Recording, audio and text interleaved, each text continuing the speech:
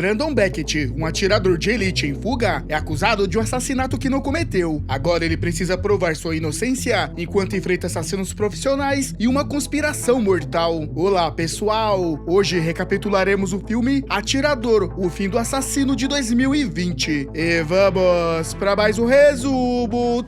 Yuki Mifune, uma assassina com precisão cirúrgica e laços profundos com Yakuza, assiste ao noticiário. Na tela, Bruno Dias, um diplomata estrangeiro, que está prestes a discutir em Washington DC sobre um grande acordo comercial entre Estados Unidos e Costa Day. Ele nem termina a primeira frase, Mifune apaga Dias com um único tiro na cabeça. A multidão entra em pânico, gritos tomam o lugar dos aplausos e a segurança corre para entender o que diabos acabou de acontecer. Enquanto isso, Mifune já desapareceu, deixando para trás apenas o caos e um âncora de TV tentando manter a compostura. Do outro lado da cidade, o agente John Franklin está ocupado em uma conversa com o secretário de Estado. A conversa é interrompida pela agente Juliette Clover, que entra com pressa e uma expressão nada amigável. Temos um suspeito, Brandon Beckett. Os registros de voo mostram que ele esteve em Costa Day pouco antes do assassinato. Para Franklin, essa prova é o bastante. Sem perder tempo, ele ordena que a agente Sarah Patterson envie uma equipe para prender Beckett. O único problema? Beckett não fazia ideia de que sua vida virou um alvo. Ele está em casa, afundado no sofá, completamente imerso em um videogame. Suas primeiras férias em 5 anos. Azar o dele. Então, do nada, o barulho de um helicóptero corta o silêncio, seguido de uma explosão que transforma a porta da frente de Beckett em destroços. Ele mal tem tempo de entender o que está acontecendo, antes que uma equipe de agentes armados invada sua casa e o leve sob custódia. Game over. Enquanto isso, Mifune recebe a notícia de que Beckett foi preso. Isso não estava nos planos. Ela deveria eliminá-lo e encerrar o assunto fazendo parecer um acidente. Mas agora a coisa complicou. Plano B? Emboscar o comboio que o transporta para a detenção. Na casa segura da CIA, Franklin encara Beckett no interrogatório. O cara jura que não tem nada a ver com o assassinato, mas Franklin não está convencido. As provas gritam o contrário. Ele estava na cena do crime. Há vestígio de DNA e um possível motivo. Não parece ser um dia de sorte para Beckett. E para piorar, Franklin começa a desconfiar que o pai dele, Thomas Beckett, também está envolvido. Mas Beckett não cede. Se vai cair de boca fechada. A tensão é interrompida pela chegada do agente de segurança interna, Zack Rosenberg, que pede uma conversa privada com Beckett. Sem rodeios, ele explica as regras do jogo. Não se trata de justiça, apenas de fatos frios e duros. Se Beckett for considerado culpado, nada de julgamento, nada de apelação. Apenas um bilhete só de ida para um buraco do qual ninguém volta. Apesar da pressão, Beckett não cede. Ele insiste que é inocente, mas ninguém na sala parece disposto a acreditar. Franklin, sem paciência para mais rodeios, ordena a transferência imediata. Enquanto isso, do outro lado da cidade, um mafioso russo fecha um negócio pelo telefone. O contrato? Atacar o comboio que transportava Beckett. Assim que o pagamento é acertado, sua equipe entra em ação. Rosenberg, farejando algo estranho na história, chama Clover para uma conversa reservada. Ele quer saber exatamente como ela encontrou as evidências contra Beckett. Clover hesita, mas admite que foi ela quem descobriu tudo. Rosenberg não engole fácil. Alguém aí não está jogando limpo. Ela então mostra um vídeo do assassinato, detalhando como localizar o atirador a mais de 1 quilômetro de distância. Um tiro como aquele não era coisa de amador. Beckett tinha o nível de habilidades necessário, mas ser capaz de algo não significa que ele tenha feito. Rosenberg observa as imagens com mais atenção. Algo não bate. Entre os rostos na multidão, Donald South, céu da Nova Zil, está lá. Farmacêutico no meio do caos, não deveria ser um dia de negócios. Enquanto isso, Beckett segue no transporte, sentindo que algo está muito errado. Ele avisa os oficiais no veículo, mas recebe de volta apenas olhares impacientes. Ele já é o suspeito número 1. Quem vai ouvir um cara que todo mundo quer ver atrás das grades? De repente, tudo vira um inferno. Um caminhão surge do nada e bloqueia a estrada. Antes que o motorista possa reagir, outro veículo fecha a retaguarda. Armadilha perfeita. O motorista tenta escapar, mas o caminhão avança e esmaga o carro como uma lata de sardinha. Então, os tiros começam. Os agentes não têm tempo de reagir, são abatidos instantaneamente. No meio do caos, Beckett vê sua brecha. Ele agarra a chave das algemas, se solta em segundos e se equipa com a pistola do agente caído. Sem outra opção, ele luta, derruba um dos atacantes e fere o outro, transformando o que era uma execução sumária em um combate de sobrevivência. Mifune observa tudo de longe. Quando Beckett rouba um carro e pisa fundo no acelerador, ela mira, atira e erra. Primeira vez para tudo. Ele desaparece na estrada, sem alternativa. Mifune, sem alternativa, atira no russo ferido e desaparece nas sombras. Enquanto isso, na Califórnia, Rosenberg rastreia Donald South e o encontra jantando com uma mulher. Definitivamente não é sua esposa. Sem cerimônia, Rosenberg Rosenberg interrompe um momento romântico, senta no lugar da mulher recém-expulsa e vai direto ao ponto. Por que diabos você estava na cena do assassinato? Salve solta a desculpa ensaiada, apoiava o fim do embargo comercial e blá blá blá. Mas o que realmente importa é que sua empresa está prestes a ser engolida pela Ficus Industries. A cereja do bolo, se o acordo comercial fosse por água abaixo, muita gente perderia bilhões. E segundo Salve, esses são os rostos que Rosenberg deveria estar investigando. Na sede, Peterson entrega a Frank uma péssima notícia. O comboio de Bechtel foi emboscado por mercenários russos e um dos agentes da equipe levou um tiro certeiro de um franco-atirador. Franklin liga os pontos na hora. Thomas Bechtel pode estar metido nisso, tentando proteger o filho. Paranoia ou um instinto? Ele não vai esperar para descobrir. Quer pai e filho rastreados imediatamente. A equipe encontra o veículo usado na fuga, mas Bechtel já sumiu do mapa. Agora foragido, ele dá de cara com 2 policiais. Eles tentam prendê-lo, mas Bechtel sabe que ser algemado não está no roteiro. Ele os derruba e some antes que qualquer reforço chegue. Sem tempo para sutilezas, rouba um carro e obriga o motorista a levá-lo para um lugar seguro. Enquanto isso, na Califórnia, Rosenberg tem um pressentimento ruim. Ele divide com Clover sua suspeita de que alguém dentro da agência está vazando informações. Como diabos os mercenários conseguiram armar aquela emboscada tão perfeitamente cronometrada? Franklin só quer Bechtel culpado o mais rápido possível, o que torna descobrir a verdade um desafio ainda maior. Quando Rosenberg pergunta se há algo estranho na Ficus Industries, Clover menciona um detalhe suspeito. Um contador da empresa, Josh Strairno, tentou entrar em uma área restrita e disparou um alarme. A polícia apareceu, mas foi barrada pela segurança de Ficus. Rosenberg não precisa ouvir 2 vezes. Ele pede a localização de Strairno e parte direto para Vancouver. Se há uma ponta solta nessa história, ele vai puxar até desfiar tudo. Rosenberg chega a Vancouver e é recebido por Drake Phoenix, chefe de segurança da Ficus Industries. O sujeito tem um talento especial para minimizar problemas. Foi só um mal-entendido, diz ele, com um sorriso bem ensaiado. Strairno bebeu demais, se perdeu e tropeçou na área errada. O alarme, um acidente. Rosenberg não conta a história nem por um segundo, mas deixa Phoenix falar. Às vezes, o melhor jeito de pegar o mentiroso é deixá-lo continuar mentindo. Enquanto isso, Bechtel segue no modo fantasma. Ele abandona o carro roubado no estacionamento e se esconde na traseira de um caminhão de carga para despistar qualquer perseguição. Algum tempo depois, ele finalmente chega ao esconderijo do pai. Ele já vai contando que está sendo caçado e precisa limpar seu nome, mas antes de qualquer coisa, precisa descobrir quem puxou os cordões para incriminá-lo. De volta à investigação, Rosenberg cava mais fundo no passado de Phoenix e é aí que encontra um problema. Não há registros oficiais dele em lugar nenhum, nem o documento, nenhuma ficha, como se o cara tivesse sido apagado da existência. Franklin começa a farejar problemas, descobre que Clover tem falado demais com Rosenberg sobre a Ficus e decide cortar isso pela raiz. Para ele, localizar Bechtel ainda é a prioridade máxima. Assim que Franklin sai, Clover age rápido. Discretamente, ela passa para Rosenberg o nome e o hospital, onde o único russo sobrevivente está internado. Se há uma peça que pode virar o jogo, ela está numa cama de hospital. Rosenberg chega ao hospital e é barrado por um segurança. O homem cruza os braços, pronto para recitar um protocolo qualquer, mas escolha. Rosenberg saca a identificação e passa direto. O médico tenta barrá-lo de novo. O paciente acabou de sair da cirurgia, ele precisa descansar. Ótimo, então ele já está acordado o suficiente para conversar. Sem muita escolha, o médico libera a visita. O russo, ainda groggy, tenta fingir que não sabe de nada. Péssima escolha número 2. Rosenberg aplica pressão no ferimento e, como um passe de mágica, o cara tem muito a dizer. O contratante usou um modificador de voz e falsificou ruídos de helicópteros para mascarar sua identidade. Um truque esperto, mas não infalível. Enquanto isso, a equipe de Franklin revisa a casa de Bechtel em busca de algo que o enterre de vez. Peterson encontra um cartão de aniversário enviado pelo pai dele, mas em vez de uma mensagem sentimental, há coordenadas. Eles nem pensam 2 vezes, pegam o endereço e partem, sem sequer avisar Rosenberg. Rosenberg, por outro lado, segue outro rastro. Ele encontra uma foto antiga de Bechtel com sua unidade militar. Algo chama sua atenção, um rosto familiar. Ele tira uma foto e manda para Clover. Diga que estou vendo coisa errada, mas Clover não vê nada errado, pelo contrário, ela reconhece o homem na imagem imediatamente, Drake Phoenix, ou melhor dizendo, Clark McConnell. Oficialmente, McConnell está morto há 5 anos. Claramente, esqueceram de avisá-lo. Rosenberg encontra Strairno, que faz cara de que não vai abrir o bico, mas isso muda rápido quando uma arma encosta na sua cabeça. De repente, ele tem muito a dizer. Ele confessa que Phoenix ameaçou sua família, forçando-a a cooperar. Também revela o plano por trás de tudo. Se o acordo comercial fosse cancelado, as ações da Nova Zil desabariam, garantindo uma vantagem financeira monstruosa aos conspiradores. E tem mais, Strairno foi pego tentando abrir uma conta offshore quando o alarme disparou. Detalhe, tudo sobre ordens de Phoenix. Enquanto isso, na floresta, Becht e seu pai avistam homens armados se aproximando e não vieram para conversar. O pai de Becht pega um rifle para ele e aponta para um túnel. Siga por ali. Becht hesita, mas obedece. Em outro canto, Franklin recebe um telefonema de Rosenberg, que garante ter provas suficientes para limpar Becht. Franklin não gosta nada disso, mas vê que não tem escolha. Ele cancela a ordem de captura. Porém, tarde demais. Antes que a equipe possa recuar, uma emboscada fulminante elimina um dos homens de Franklin. Becht, que já estava a salvo, ouve os tiros e corre de volta para a cabana do pai. Os dois se armam e vasculham a área, sem saber que estão sendo observados, mas o perseguidor não ataca. Em vez disso,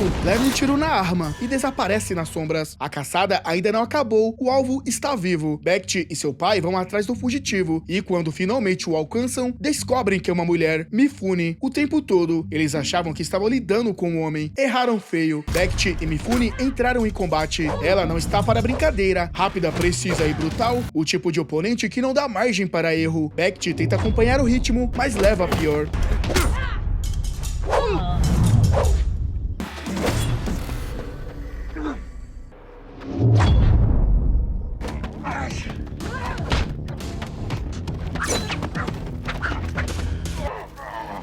No instante, ela o imobiliza e puxa a arma. Fim da linha, ou quase. Antes que ela aperte o gatilho, o pai de Becht surge como um fantasma e com um rifle apontado para ela, solta agora. Sem saída, Mifune se rende. Enquanto isso, em Vancouver, Rosenberg segue o rastro de Fênix e encontra algo grande. Passagens para uma ilha remota não é exatamente um destino turístico. Coincidência? Nenhuma. Durante o interrogatório anterior com o russo ferido no hospital, o cara mencionou um ruído de helicópteros ao fundo. Adivinha o que tinha na ilha? Uma pista de pouso. Conexão feita. Rosenberg suborna um barqueiro para levá-lo até lá. Se Fênix esconde algo, ele vai descobrir. Enquanto isso, Franklin recebe uma ligação de Becht. Pegamos Mifune. Ela vai falar. Franklin não pensa duas vezes. Fique onde está. O reforço está a caminho. Enquanto isso, Clover continua cavando. Ela começa a ligar os pontos entre Mifune e Diaz. Peça por peça, a trama se encaixa. Mifune estava em Costa Verde no dia do assassinato. Toda a armação para incriminar um americano, nada mais do que um golpe para sabotar o acordo comercial. Se o plano desse certo, as ações da Nova Azul despencariam e Fênix e sua turma sairiam milionários. Agora tudo faz sentido. Com Mifune a caminho de uma prisão de segurança máxima, Becht lança uma ideia ousada: fingir a própria morte. Vamos deixar Fênix achar que ele venceu. O plano não vem do nada. Becht sabe que isso é pessoal. No passado, ele e Fênix serviram junto no exército, até que Becht o entregou ao comandante. O motivo? Fênix assassinou uma mulher inocente durante uma missão. Vingança tem prazo de validade longo. Agora Mifune entra em contato com Fênix e diz que capturou Beckett. O peixe morde a isca. Fênix marca o ponto de encontro e Franklin coloca o plano em ação. O pai de Beckett assume a posição de franco-atirador. Enquanto isso, na ilha, Rosenberg se infiltra em uma casa e dá de cara com algo inesperado, um retrato de família. E bem no centro da foto, Donald e South. Algo não bate. Antes que Rosenberg possa reagir, Fênix o embosca. Eles lutam ferozmente, mas Rosenberg é dominado e acaba amarrado a uma cadeira. South,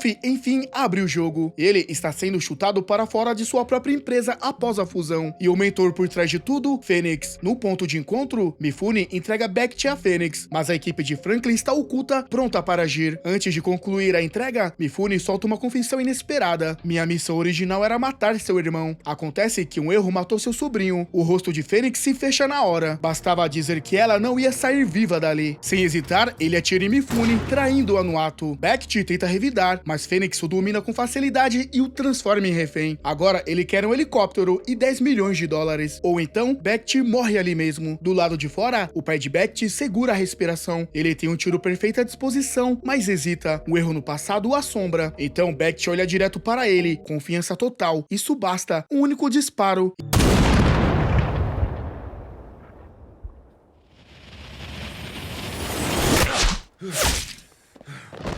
E Fênix cai morto no chão. Enquanto isso, South tenta fugir, mas Mifune, mesmo à beira da morte, impede sua escapada. Ele não tem a mesma sorte que Fênix. Fim de jogo. O filme termina com Beckett e seu pai finalmente reunidos. Esse foi um dos tiros mais difíceis da minha vida, admite ele. Eles compartilham um abraço há muito tempo esperado. E então, 2 cervejas bem geladas, porque algumas coisas simplesmente não mudam. Atirador, o fim do assassino, recebeu poucas avaliações e conquistou apenas 39% de aprovação entre o público, referente refletindo uma recepção morna e dividida no Rotten Tomatoes. O filme entrega a ação esperada da franquia, com boas sequências de tiroteio e um ritmo acelerado que mantém o espectador engajado. A química entre Chad e Michael Collins e Tom Berry ainda funciona, e o filme tenta adicionar camadas à trama, explorando traições e conspirações. No entanto, o roteiro peca por previsibilidade, reciclando elementos já usados nos filmes anteriores sem grandes inovações. Além disso, alguns diálogos são forçados e certos personagens são descartáveis, servindo apenas para preencher tempo de tela. Um ponto curioso é que o filme marca a 10ª participação de Berenger na franquia, reforçando sua presença como uma lenda do gênero. A franquia Tirador ou Sniper começou em 1993 e teve várias sequências ao longo dos anos. Aqui está a ordem cronológica dos filmes caso queiram assistir. O primeiro se chama Atirador de 1993. Sua sequência chegou em 2002 com o filme Atirador 2. 2 anos depois, 2004, Atirador 3. O Atirador 4 em 2011. 3 anos depois, Atirador o Legado em 2014. Atirador Missão Secreta em 2016. O penúltimo filme, O Atirador, o Extermínio Final de 2017. E o que acabamos de resumir, O Atirador, o Fim de um Assassino de 2020. Com um final realmente memorável. O longa entrega o que promete para os fãs de ação, mas falta frescura e criatividade para se destacar como um final realmente memorável. Dito isso, minha nota para Atirador, o Fim do Assassino é 8 de 10. E galera, de 0 a 10, qual seria a sua nota para esse filme? E se você não gosta de comentar, deixa o like, principalmente você que chegou até aqui. Vou ficando por aqui e até a próxima.